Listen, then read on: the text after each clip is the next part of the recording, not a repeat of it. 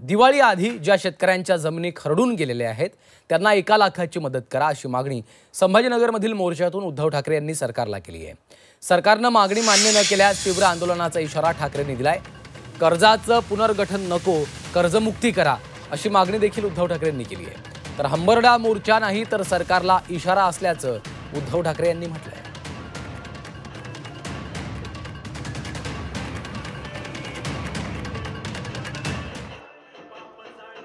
मी जे सांगतो तुम्ही भोगतात। मी 4 चौघांना विचारून प्रत्यक्ष बघून हे मी सगळं बोलतोय, पण तुमचे डोळे उघडणार आहेत की नाही?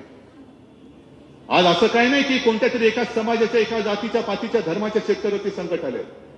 आभाळ फाटले, आभाळ असं फाटले की आता शिवायला दोरा आणायचं कुठून? आज हंबरडा मोर्चा नाहीये, हा इशारा मोर्चा आहे।